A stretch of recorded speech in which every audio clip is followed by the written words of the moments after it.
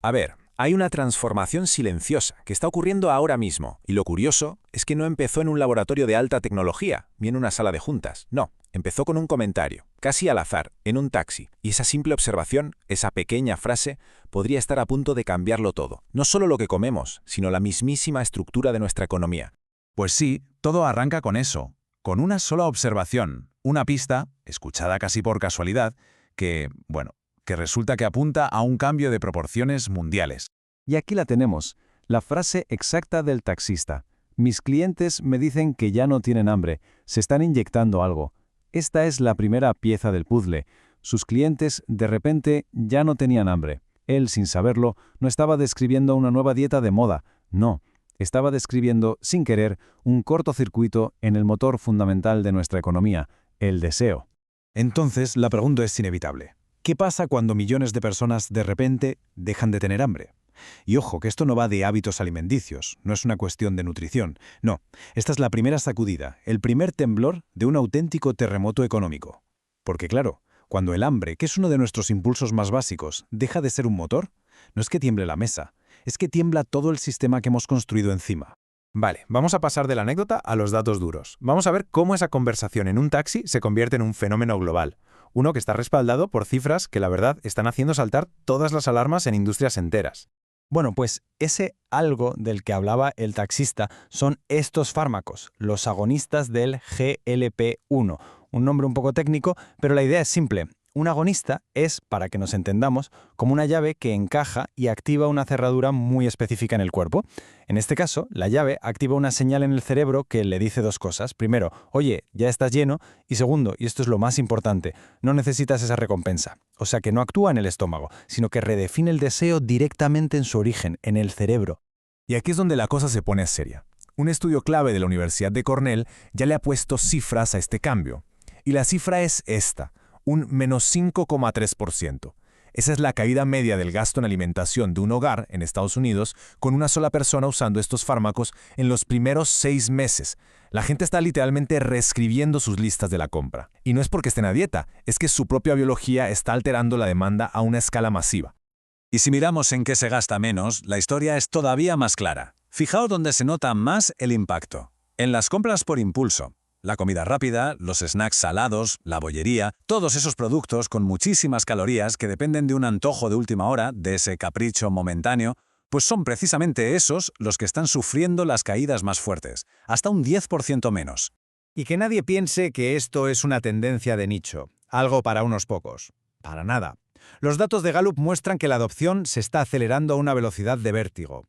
Esto es un cambio estructural en la demanda. Y es un cambio que no responde ni a la inflación ni a una crisis económica. Responde a una molécula.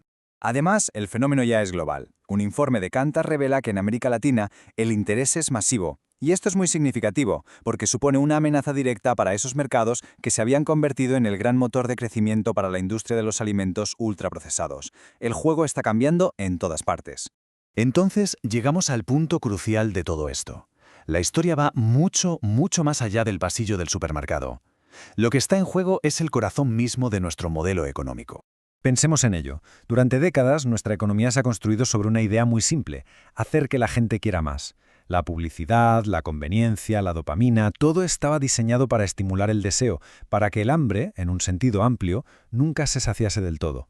Pues bien, esta tecnología hace exactamente lo contrario. Es un freno bioquímico que suprime el deseo desde dentro hacia afuera. ¿Recordamos esa caída del 10% en las ventas de snacks salados?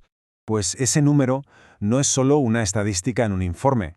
Es una amenaza existencial para un modelo de negocio multimillonario. Pensemos en empresas como PepsiCo o Mondelez. Su negocio, en gran parte, se basa por completo en la compra por impulso, en ese antojo que nos asalta justo antes de parar en la caja del supermercado. Si ese impulso desaparece, su modelo de negocio se tambalea. Pero, claro, la historia se complica, porque esto no es la revolución sanitaria tan sencilla y maravillosa que podría parecer a primera vista. Hay una paradoja aquí. Y la paradoja es esta, y es bastante incómoda. Los datos de Gallup nos muestran que, mientras las tasas de obesidad en Estados Unidos están bajando por primera vez en años, los hábitos de salud generales, cosas como hacer ejercicio o ir a revisiones médicas preventivas, en realidad están empeorando. Estamos peor que en 2019. La conclusión es un poco desalentadora. no nos estamos volviendo más sanos. Parece que estamos externalizando la salud, la estamos subcontratando a una inyección semanal. Y aquí está el verdadero desafío, el gran pero de todo esto. Los mismos datos de Cornell muestran que un 33%, de los usuarios abandona el tratamiento en el primer año. Y lo más preocupante es lo que pasa cuando lo dejan. No es que simplemente vuelvan a sus antiguos hábitos, no. Es que su cesta de la compra se vuelve aún menos saludable que antes de empezar. El efecto rebote es peor que el estado inicial. Y todo esto nos lleva al último bloque de preguntas, las más profundas y, seguramente, las más importantes que plantea toda esta revolución farmacológica. Porque resulta que el fármaco no solo se dirige al hambre de comida, afecta a todo el sistema de recompensa del cerebro. Y estudios recientes ya muestran que también reduce el deseo de alcohol, de fumar y potencialmente de otras conductas compulsivas. Apaga el interruptor del querer en un sentido mucho más amplio. Claro, esto nos lleva a una pregunta cultural y social enorme. Si gran parte de nuestra vida, de nuestros rituales, las cenas con amigos, las celebraciones familiares, las reuniones de trabajo, se construye alrededor del placer de comer y beber juntos, ¿qué ocurre cuando ese deseo, esa motivación, se apaga? No estamos hablando solo de cambiar hábitos, sino de poner en riesgo rituales que son en esencia cultura, identidad y vínculo social. Así que la cuestión de fondo es esta. Por primera vez en la historia, tenemos una tecnología que es capaz de moderar químicamente el deseo humano. Y eso nos obliga a preguntarnos algo que, la verdad, nunca antes habíamos tenido que plantearnos. ¿Quiénes somos sin nuestros anhelos, sin nuestro deseo? Estamos en un punto de inflexión clarísimo. La tecnología ahora puede modificarnos desde dentro. La conversación tiene que ir mucho más allá de la pérdida de peso. Tiene que ser una reflexión más profunda sobre nuestra relación con la fuerza de voluntad, con nuestra propia biología y, en última instancia, con nosotros mismos. El reto ya no está solo en la báscula, sino en definir qué significa ser humano en una era de deseo modulable.